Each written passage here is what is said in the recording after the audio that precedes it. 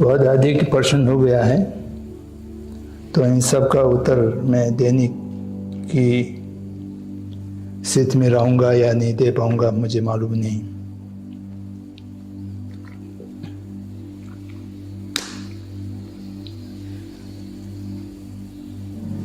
पिछले बातों से कुछ शैक्षणिक एकेडमिक मैटर्स हैं। I will address them briefly in the beginning.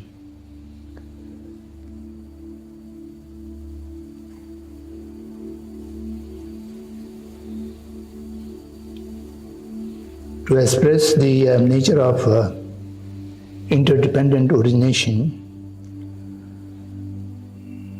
many words are being used: interconnectedness, interdependence, संबंध से अस्तित्व. All these words actually in the Sanskrit शब्द रचना प्रतीत्य समुत्पन्न या प्रतीत्य समुत्पाद, all included in that. Chandrakirti, the great Buddhist scholar who have commented on Nagarjuna, have commented about the word construction of Pratyatya Samutpad, about 15 pages in his commentary, and that is according to the Sanskrit शब्द रचना. संस्कृत में कैसे वो मूल चुनते हैं और उसके साथ कौन सा प्रत्यय जुड़ते हैं और उससे क्या अर्थ निकलते हैं. So in that matter, interconnectedness is also included. Interdependence is also included. Sambandh was also included. Se astitva is not completely included because it is coexistence. Coexistence can be without depending to each other. Independently, the two things can exist without harming to each other. So that is interdependent. That is not included in the interdependence. Otherwise, connectedness, dependence, and sambandh, all these are necessary to understand what is the connotation of interdependently originated, Pratyatya Samutpan. So that is just a casual remark. Then we have also talked about the situation of the world, multipolar or unipolar. This is also a modern word. Now we use it for everything. Alternatively, and our mind is thinking that the world either a multipolar kind of world or unipolar kind of world. But from the Buddhist or Indian viewpoint, there should not be any polar.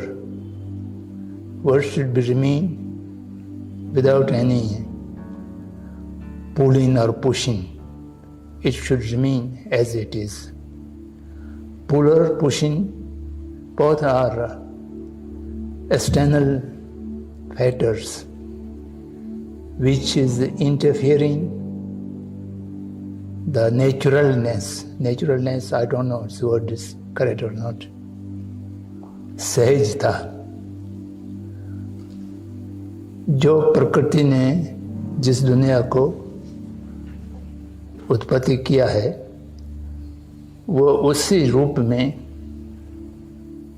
बिना कोई खींचतान के, push और पुल की रहने देना, वो प्रकृति के नियम के साथ चलने का होता है. अगर उसको पुश करेंगे, पुल करेंगे, पुश और पुल दोनों एक उद्देश्य होता है. वो कर्ता जो हैं वो अपने स्वार्थ सिद्ध करने के लिए ही करते हैं। तो इसलिए चाहे यूनिपोलर होगा चाहे मल्टीपोलर होगा, जब तक वहाँ पर कोई पोलर रहेंगे तो सेजता का समाप्त हो जाएंगे। अब अभी की जो प्रश्नों के संबंध में अगर मैं कोई छूटा नहीं हो तो एक एक करके निवेदन करूंगा।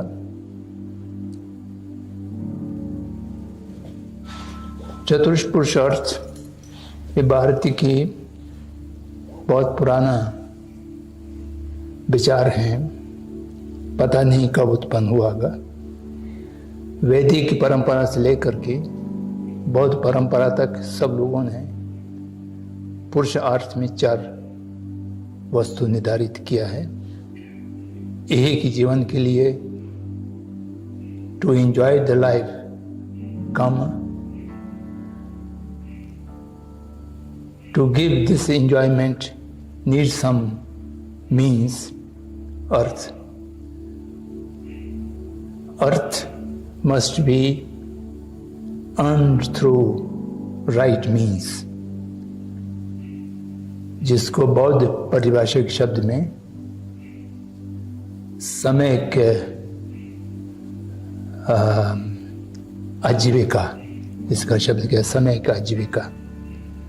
An आजीविका which is earned through non-violent means and without exploiting anyone, nature or person, that is samayika jivika. And through that samayika jivika you can enjoy all the comforts of this life. But that is not enough for a able person. Purusha, here the Purusha does not mean male female की पुरुषा नहीं है। Here Purusha means a person in the form of a human being have a greater potential. So that greater potential should not be completely used for just earning the calm and earth, the worldly pleasures and the means for that. That is the immediate requirement. You can achieve them. But ultimate is to get freedom from the Bhava Chakra. At this moment, everybody is bound in the Bhava Chakra. That means you accumulate karma, and that karma gives you birth and rebirth and rebirth. So therefore, you are not able to free from the bondage of karam and klesha. Klesha means negative emotions. Negative emotions causes karma, and karma causes the bondage of the samsara. So the ultimate aim of this, ultimate end of the life is to get moksha from the Bhava Chakra. The wheel of the birth and rebirth. And for that, you need to practice the Dharma. Dharma is a word which has 10 different connotations explained by the Shastras. And it can be considered as religion, it can be considered as a law, it can be considered as a behavior or responsibility, duty. There are many, it goes many things. And here, the Dharma, within the Chatush Purusharth, Dharma is referring to spirituality, Adhyatmik Vidya. Spirituality does not necessarily mean the English word religion. The religion and Dharma is quite the connotation is quite different. And among the Chaturpurusha earth, the Dharma is more towards the responsibility, duty, and to look inwards, to deal with the inner self. So then Nagarjuna says, if you look for a happy life, the common earth is almost sufficient. If you look for a meaningful, purposeful life, then you need all the four. And not only that, the four shall have to be governed by the Dharma, by the right behavior, and performing one's own all responsibilities. And in Buddhist connotation, responsibility has broadly two things. Responsibility for particular entities, and the second is universal responsibility.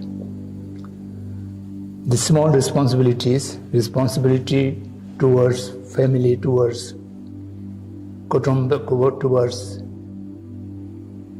immediate society, that is a less important responsibility. Responsibility towards the universe, that's mostly towards the nature, the pervasive time and space, or all the basic elements. We have also responsibility to all of them, the universal responsibility. So therefore, Kama Arth and Moksha, all the three must be covered within the larger framework of Dharma. So I did not say any riti. Riti is riti, rivaj, habits, or custom or system. That is something different nature. The Dharma, connotation about Dharma in the Shastras do not refer to a riti. There can be riti which is in accordance to the Dharma. There can also be riti which is against the Dharma. So they shall have to be. The Dharma is more pervasive world. So that's my understanding. Then the question, when we are agitated, our mind is not peaceful, how we can bring a peace of mind? That's a very difficult question. I have no shortcut or a kind of methodology to bring a peace of mind immediately. By taking one pill, you will have a peace of mind. There's any that kind of method which I know of. But this question is asked by many people. To me also, by many people ask this question. Some people are really suffering from worry or restlessness, anger, sorrow. So they also ask, and so also generally also people ask how to bring peace of mind. So today there are many meditation shops and practice of mindfulness and so on and so forth. many of them from the Buddhist tradition. Many others are from Vedic tradition. They are very popular in Western countries. But I don't know how much these methods are workable. Shantideva has put it in disturbed by some problem. You must analyze whether your problem is solvable or not solvable. It has any remedy or not. If your problem has a remedy, you can solve that problem, then why you should worry? Do the remedy and solve the problem. If your problem is unsolvable, there's no remedy, then what is the use of worry? Then you live with it, accept it. So for me it is quite effective when we are facing a lot of problems. For example, myself as ordinary Buddhist monk, many times has to go through lot of unpleasant things. So I always, His Holiness also tells me, remember the Shantideva, and I remember Shantideva, and to analyze whether the problem is any remedy or not. No remedy, then okay, we shall face with it, live with it. Otherwise, we shall find the remedy.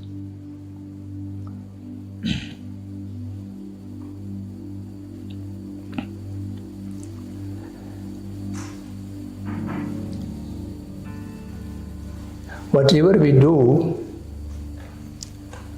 we have an expectation of the result. And that gives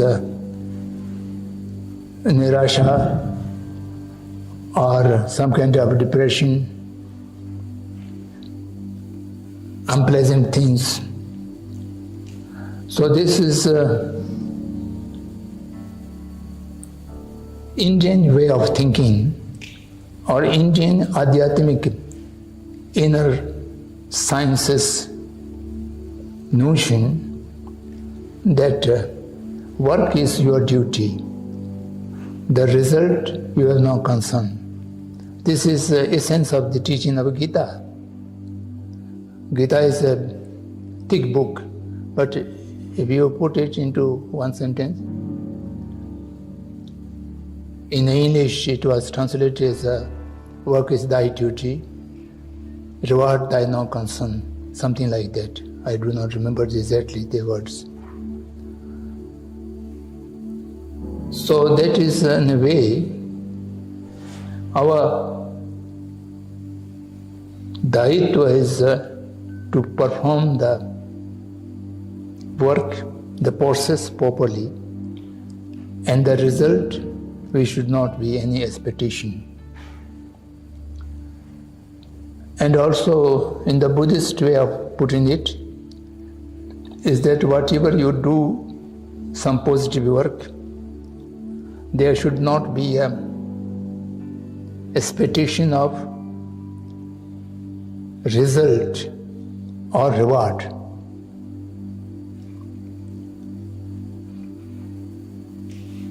Result here refers to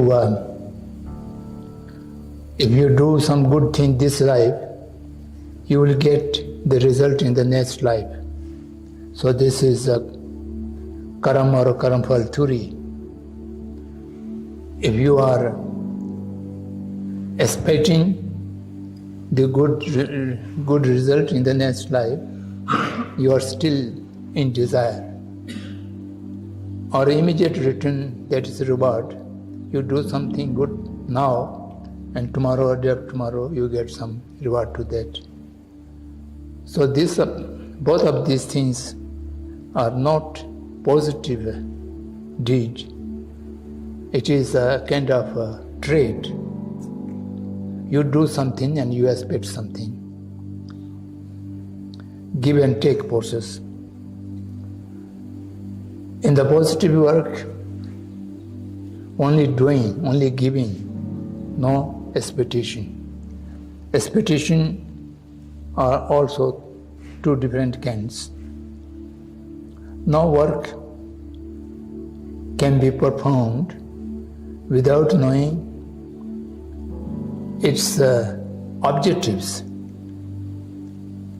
Even non-violence thing, why I am refraining from violence? One thing is selfish.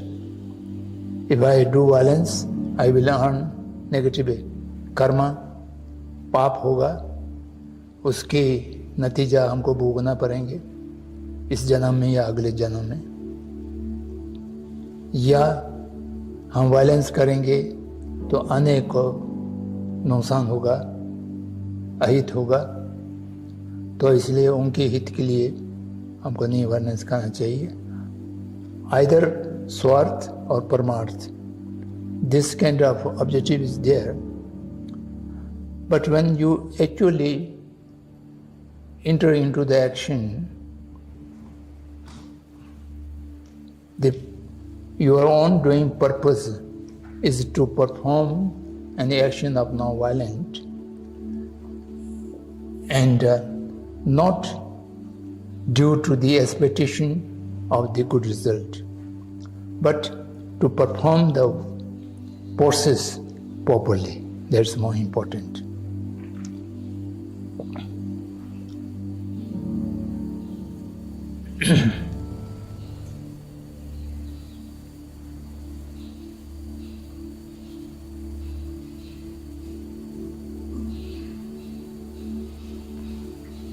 How to get free from karta bhava?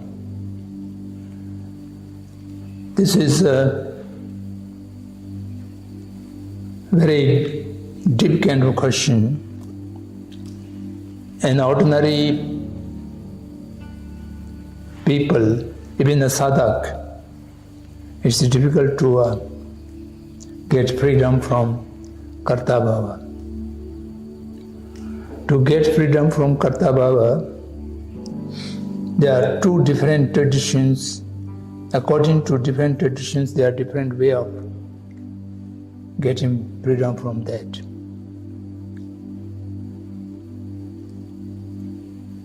One is Ishwaravadin, the other is Anishwaravadin. The entire Indian philosophy or dharmic traditions are belonging to either of these. So majority of the Indian tradition belong to Ishwaravadin. Except two living traditions and one non-living tradition. Two is the Jainism and Buddhism. These two are Anishwaravadin. They are Karam or Karam Phalvadin.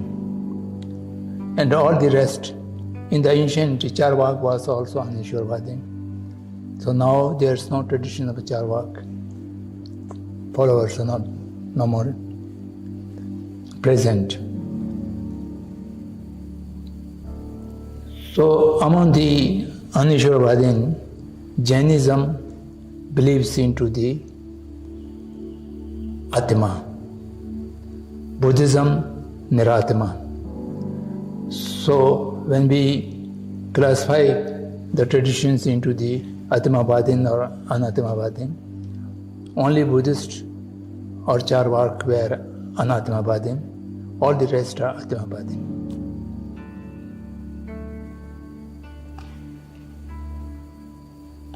You have a kind of anubhuti, the Ishwar. Ishwar, majority of the tradition says it is beyond our thought and imagination. But you can have an anubhuti of Ishwar. When you have anubhuti of Ishwar and everything is Ishwar's creature, created by the Karta. And if you have a real understanding or anubhuti of this, then you will no more having under the influence of कर्ता भावा, क्योंकि कर्ता हम नहीं हैं, ईश्वर हैं, हम केवल निमित्त हैं। इस बात को अनुभूति होगा तो वो कर्ता भाव से छूट जाएगा।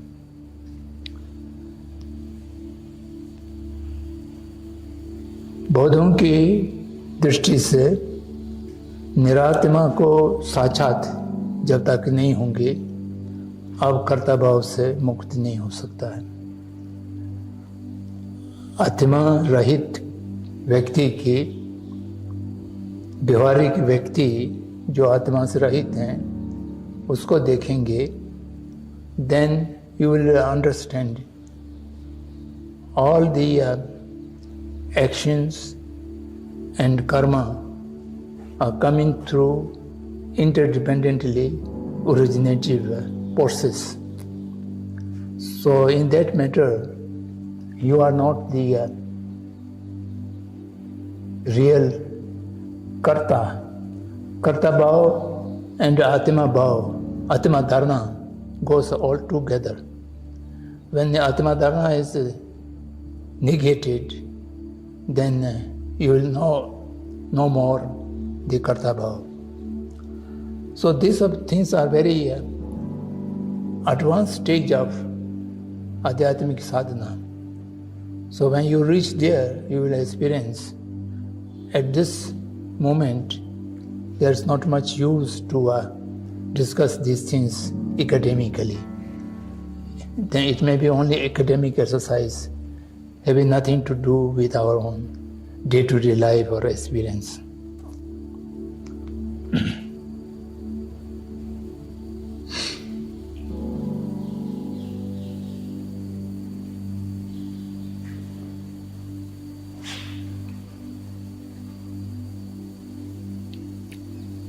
Novelty seeking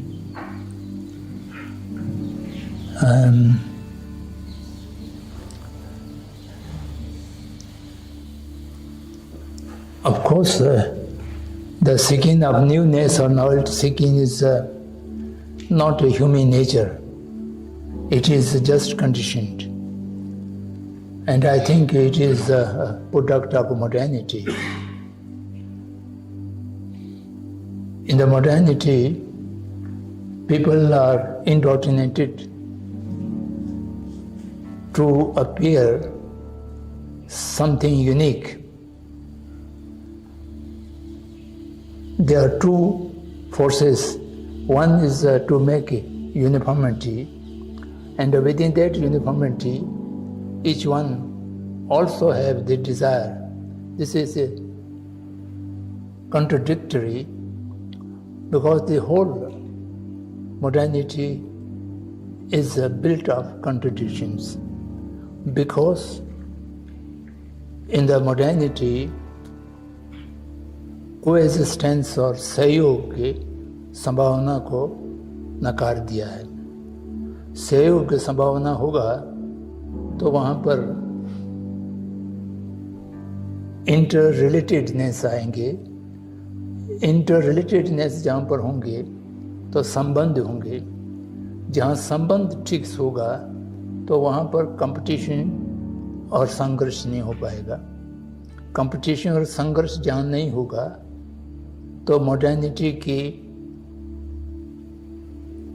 एक मूल उद्देश्य है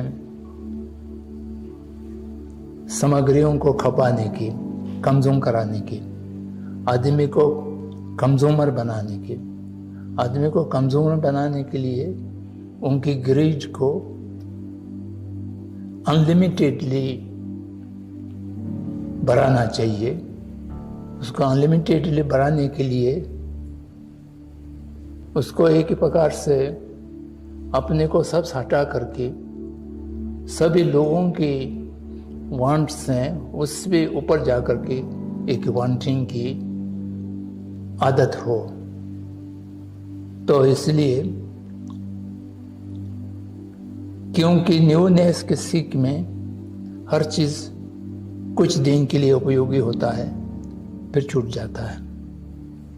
पुराना ज़माने में शू मेकर्स, जूता बनाने वाले, अपने समय को बिकने के लिए, अरे भाई ये बहुत अच्छे हैं, 4-5 साल तक आपको चल जाएगा, तो सोचते हैं, खरीदने वाले सोचते हैं ये ठीक है, बहुत पक्का है। आजकल तो 4-5 साल चलेगा तो उसको कौन खरीदेगा? 10 दिन के बाद तो उसका डिज़ाइन बदल जाएंगे, शेप बदल जाएंगे, तो ये तो 2-3 दिन के लिए चलें तभी ठीक है, ऐसा सोचते हैं। तो हर समय कोई न कोई जो अच्छे नए कपड़ा पहनने की जगह पर नए कपड़े को फटा करके बहुत ऊंचे दामों में बिकाते हैं और खरीदने वाले भी उसको बहुत अच्छा समझते हैं। अब इसको रैशनैलिटी मान लिया जाए, जीन्स की पैंट को फाट करके पहना बहुत अच्छे हैं और उसको हजारों रुपया देना भी पड़े तो हम दे सकते हैं। इस प्रकार की सोच जो है यह रैशनैलिटी, ऑर्डिनरी में से ऑर्डिनरी रैशनैलिटी हैं, उससे क्या दर्शाते हैं? अगर पुराना जमाने में होगा तो बेवकूफ़ ही कहेंगे, आज उसको बहुत एडवांस्ड आदमी मानते हैं। तो ये एक ही हो गया।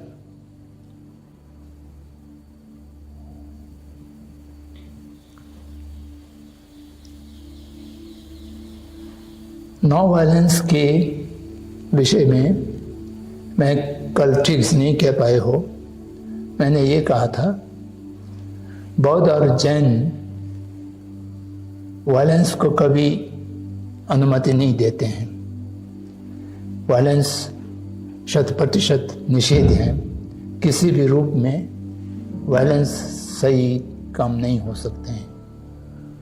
और जैन बौद्ध के अतिरिक्त जो बाकी दर्शनों में, धर्म परंपराओं में कभी कभी एक्सेप्शंस देते हैं, ऐसा हो तो आप वायलेंस भी कर सकते हैं। धर्म युद्ध की बात होते हैं, अगर धर्म की रक्षा के लिए आपको युद्ध भी करना पड़े, बहुत लोगों को मारना भी पड़े, आपको लड़ना चाहिए। तो ये अंतर हैं और उसके अतिरिक्त और कोई अंतर नहीं है। By and large all the traditions argue, encourage for the non-violence behavior, and only very exceptional cases you may indulge into violence for a great purpose and with also a sense of self-sacrificing. Non-violence का कार्य कोई वीर आदमी कर सकते हैं, कमज़ोर आदमी, कोई बहुत शक्तिशाली आदमी कर सकते हैं। कमज़ोर आदमी की हथियार नहीं है, ये तो गांधी जी ने भी कहे हैं।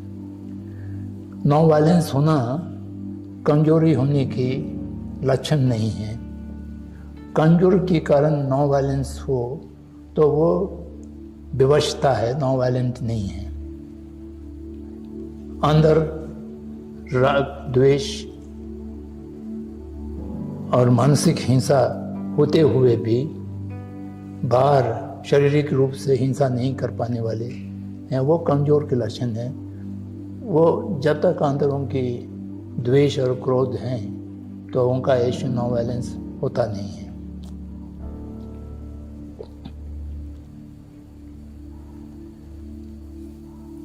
गांधी जी के ग्राम स्वराज के सिद्धांत अगले 50 वर्षों में प्रासंगिक रहेंगे या नहीं रहेंगे, ये प्रश्न थोड़ा इसका उत्तर ढूंढना सरल नहीं है। गांव ही नहीं बचेगा तो गांव स्वराज कहाँ बचेंगे। आजकल गांव को शहर बनाने की चेष्टा हो रही है। और वो गांव वाले भी चाहते हैं कि हम ग्रामीण ना रहें, शहरी हो जाए। और शासन भी चाहते हैं कि सब गांव को नगर बना दिया जाए, जनपद बना दिया जाए। यहाँ तथाकथित प्रजातंत्र हैं, इसलिए जोर जबरदस्ती नहीं हो रही हैं। चीन में बहुत सा गांव को उठा करके नए शहर में बसा दिया गया है। विशेष रूप से जो नॉमड लोग हैं उनको नॉमड की लाइफ से उठा करके शहरी बना दिया है। मकान दे देते हैं, ज़मीन दे देते हैं, वो अपने तंबू से उठा करके उसमें बसा देते हैं। तो इसलिए ये जो ग्लोबलाइजेशन का प्रोसेस जैसा आज चल रहे हैं ऐसा चलते रहें तो अगले 50 वर्ष के बाद दुनिया में शायद गांव ना बचें। तो गांव नहीं बचेंगे तो ग्राम स्वराज की बात भी नहीं बचेंगे। गांधी जी के ग्राम स्वराज के सिद्धांत जिस परिभाषिक शब्दों से हम आज गांव को परिभाषित करते हैं, ठीक उसी मत से या उसे कनोटेशन से शायद गांधी ने नहीं कहा था। Gandhi's basic input was decentralization of the व्यवस्था।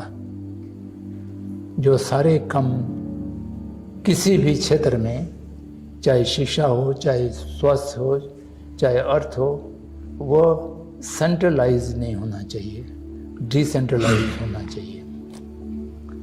तो डिसेंट्रलाइजेशन में भी गांधी जी का अपना एक सिद्धांत था कि मैं इसको डिसेंट्रलाइज नहीं मानता हूँ कि केंद्र सरकार को या प्रांतीय सरकार को एक शक्ति दे दिया जाए, सेंट्रलाइज शक्ति दे दिया जाए और वो टुकड़ा टुकड़ा करके गांवों को या पदों को, जनपदों को, शहरों को बांट दिया जाए। This is not a decentralization of Gandhi's idea. The Gandhi's idea of decentralization was the basic law, the constitution must give a decentralized vyavastha to all the villages and janpadis wherever the human habitats are there.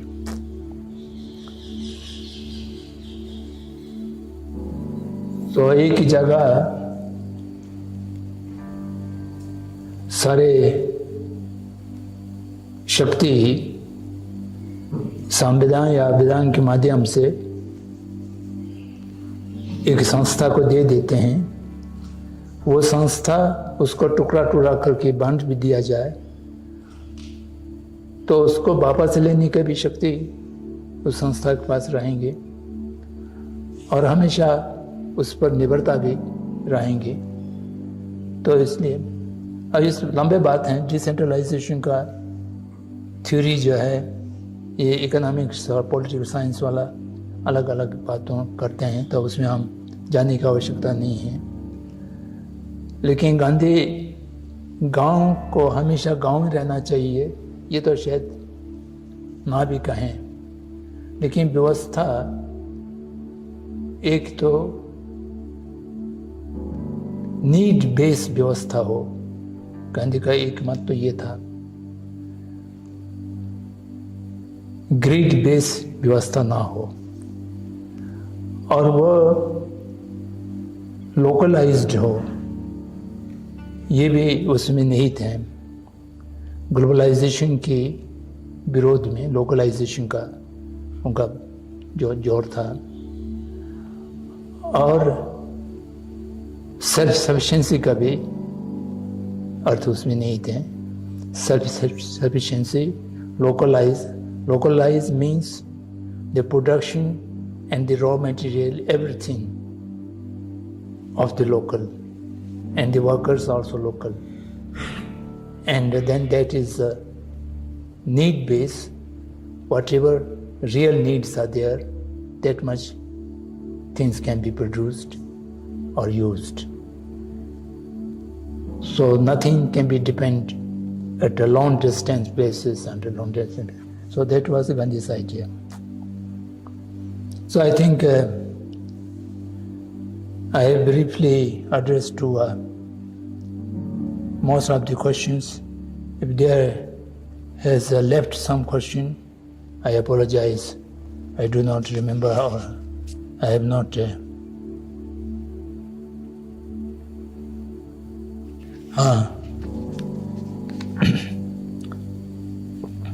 I have said it many times,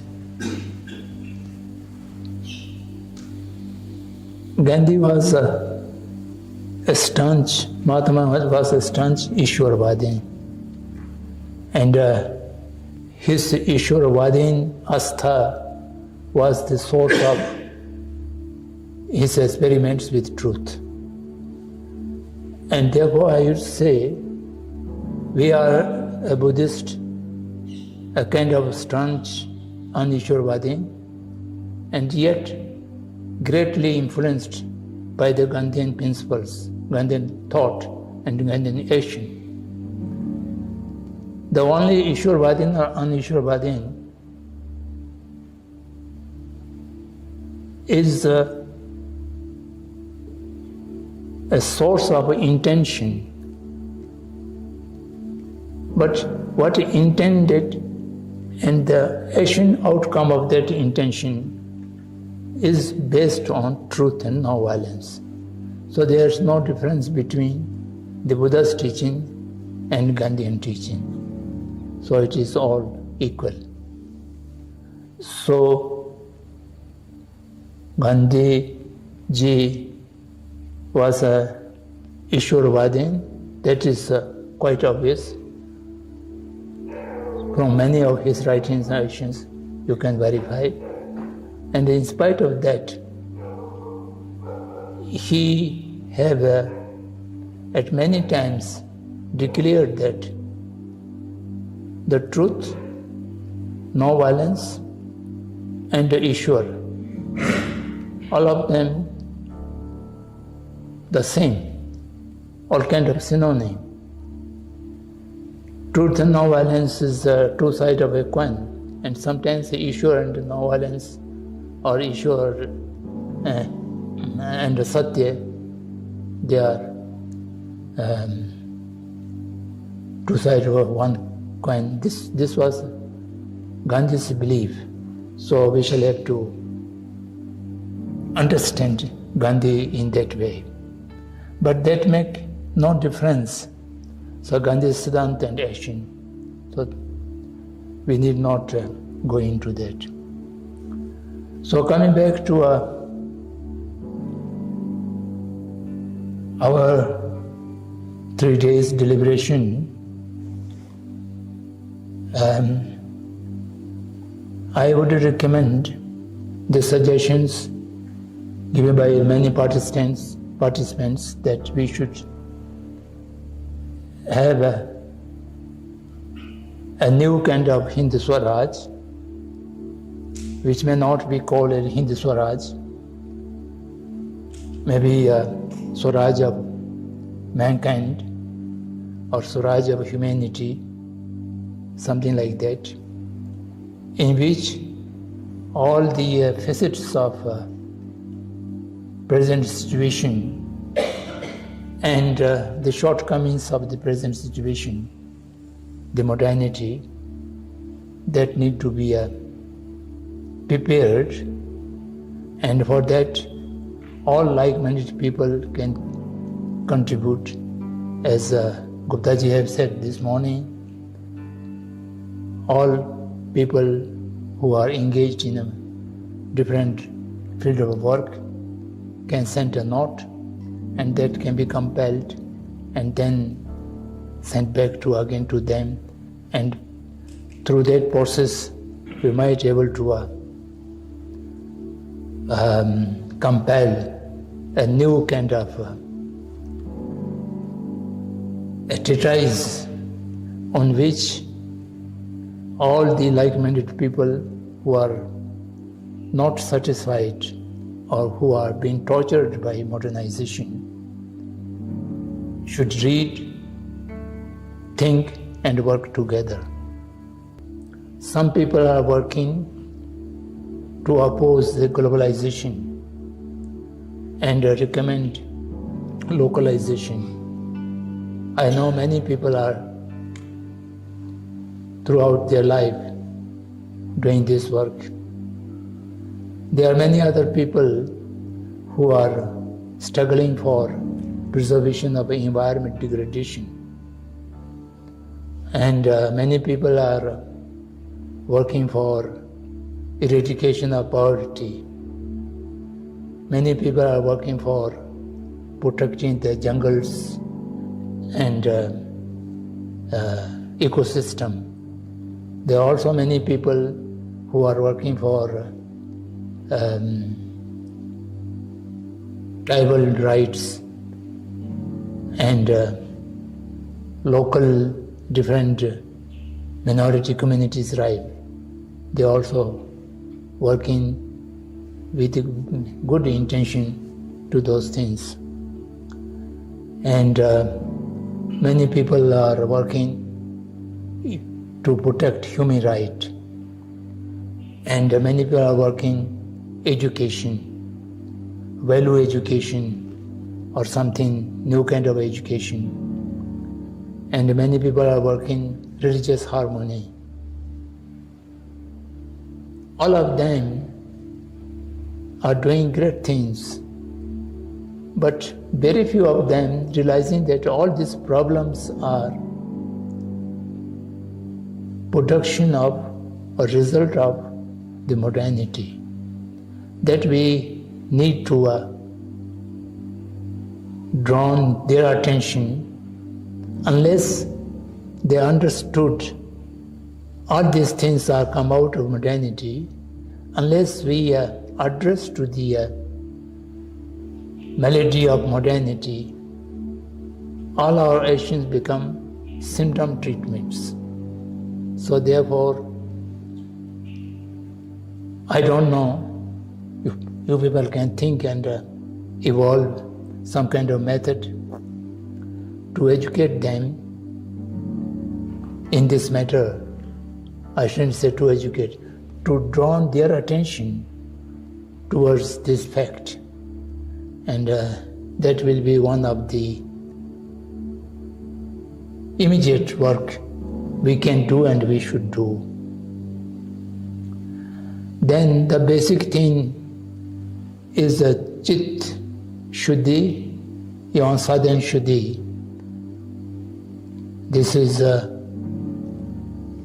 Gandhi's teaching.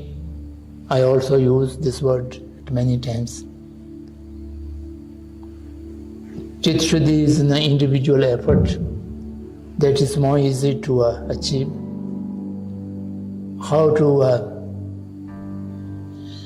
cultivate a real compassionate mind, loving kindness, or maitri or karuna bhavana. For that, it is not an easy thing to cultivate ourselves in these things. So most of us are belonging to some of the religious traditions, or some of them not belonging to any religious tradition, yet there are, you have the seed of compassionate mind. One thing we must understand is the human basic nature is not aggressive and violent. Basic human nature is compassionate. And that we can see a child, a newly born, and the loving connection between the mother and the child exhibits the basic human nature. Therefore, the humanity has the capacity to cultivate the basic nature into a day-to-day life habit. So for that, you can read, you can learn from your own traditions, and also you may attend some kind of courses. So we, the group, may also conduct a kind of short courses, how to cultivate compassionate mind. Because without compassionate mind, to the people to whom we are going to oppose, then our work will not be a non-violent one. So this is most important. And sadhana shuddhi is sometimes more difficult because it is not an individual business. It is belonging to organizations or groups or some kind of structured things. And today, in the globalized world,